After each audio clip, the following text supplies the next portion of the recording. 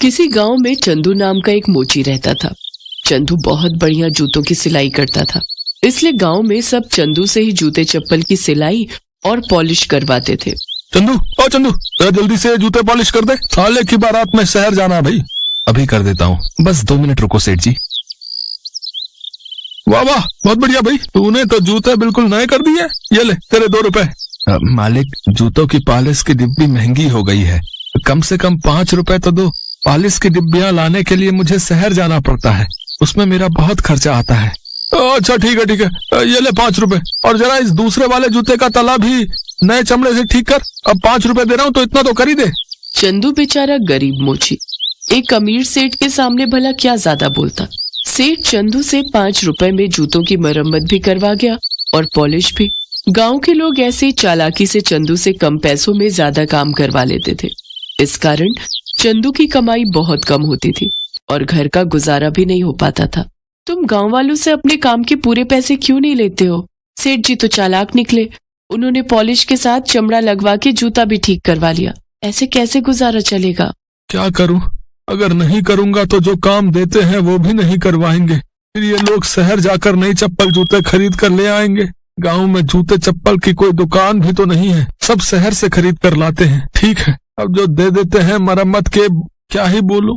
चंदू को भले ही थोड़े पैसे मिलते थे, पर वो काम पूरी मेहनत और लगन से करता था। कभी कोई जरूरतमंद मिल जाता तो चंदू बिना पैसों के ही उसकी चप्पल जूते सिल दिया करता था और कुछ पैसों की मदद भी दे देता था।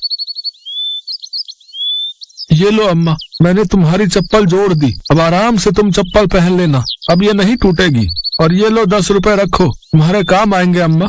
जीते रहो बेटा, तुम बहुत दयालु हो। देखना, एक दिन तुम्हें जीवन में सारी खुशियां मिलेंगी। चंदू के इसी दयालु स्वभाव के कारण बहुत से गरीब उसे दुआएं देकर जाते थे। एक दिन चंदू शहर से लौटा तो बस ने उसे गांव से थोड़ी दूर एक जंगल के पास उतार दिया, क्योंकि वो बस दूसरे गांव जानी थी। चंदू के साथ के कुछ लोग और भी थे जो बस से उतर गए और अपने अपने रास्ते चले गए। चंदू भी घर के रास्ते चलने लगा। तभी तेज मूसलाधार बारिश होने लगी। अरे बारिश तो बहुत तेज हो गई, उस पेड़ के नीचे रुक जाता हूँ, जब थोड़ी बारिश रुकेगी तभी घर जाऊंगा। अच्छा हुआ समय से पेड़ के नीचे आ गया, नहीं तो सारा जूतों की मरम्मत का सामान गीला हो जाता। तभी उसके सामने 2 परियां आती है। मिल गया, जिसकी हमें तलाश थी वो मिल गया। तुमने देखा सुनहरी परी, हम कब से इसकी तलाश में थे। हाँ चांदनी परी, तुम ठीक कह रही हो, हमें इसी की तो तलाश थी। अच्छा हुआ तुम मिल गए, अब हम परी लोग वापस जा सकेंगे। हाँ, हम अपने परी लोग वापस जाएंगे। मैं कुछ समझा नहीं, आप मेरी तलाश में क्यों थी और आप कौन हो? मैं तो आपको जानता तक नहीं। हम परी लोग की राजकुमारियां हैं। कुछ समय पहले हम पृथ्वी लोक पर घूम रहे थे, कांटों में फंसकर सुनहरी परी का जूता फूट गया। हमारे जूते जादुई हैं, बिना जूतों के हम पंखों की सहायता से ज्यादा देर तक नहीं उड़ सकते। हमें उड़ने के लिए जादुई जूतों की जरूरत होती है, पर सुनहरी परी का जूता पूरी तरह से फट चुका है, जिस कारण हम उड़ने में सक्षम नहीं है। हम कब से किसी मोची की तलाश में थे। हमें जूते सिलने नहीं आते, इसे सिर्फ एक मोची ही ठीक कर सकता था। हमारे मोची परिलोक में है, जो इन जूतों की मरम्मत करते हैं। हम इस जंगल से बाहर भी नहीं जा सकते थे, क्योंकि हम इस दुनिया के नहीं। अब तुम हमें मिल गए हो, क्या तुम मेरा ये जूता ठीक कर सकते हो? तुम्हारा बहुत उपकार होगा, हम परिलोक वापस जा सकेंगे। अच्छा तो ये बात है, लाओ मैं तुम्हारा जूता सिल देता हूँ। अरे ये कपड़ा तो मेरे पास है ही नहीं जो आपके जूते में लगा हुआ है। इसका भी इंतजाम हो जाएगा। परी हवा में छड़ी घुमाती है, चंदू के सामने रेशमी कपड़ा आ जाता है, जिसकी सहायता से चंदू परी का जूता सिल देता है। शुक्रिया, बहुत बहुत शुक्रिया, तुमने हमारी मदद की है, इसलिए बदले में मैं भी तुम्हारी मदद करना चाहती हूँ। बोलो तुम्हें क्या चाहिए? नहीं, मुझे कुछ नहीं चाहिए, मेरे लिए यही काफी है कि मैं आपके काम आया।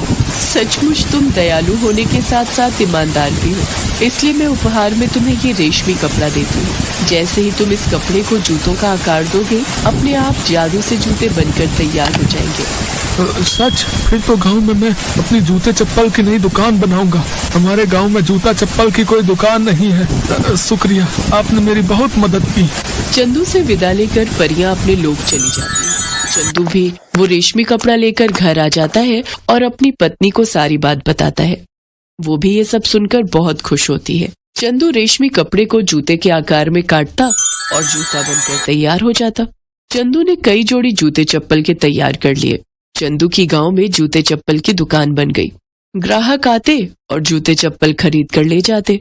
जूते और चप्पल देखने में बहुत ही सुंदर थे, जिनकी चर्चा गांव ही नहीं आसपास के गांव में भी होने लगी। इसलिए चंदू की दुकान पर ग्राहकों की भीड़ लगी रहती थी। लोग शादी, तीज, त्योहार के मौकों पर चंदू की दुकान से ही जूते चप्पल खरीदते थे। चंदू की दुकान पर जब कोई गरीब, बेसहारा, नंगे पांव आता था तो चंदू मुफ्त में ही जूता और चप्पल दे दिया करता था। आज चंदू के पास सब कुछ था। उसे उसके अच्छे कर्मों का फल मिल गया था।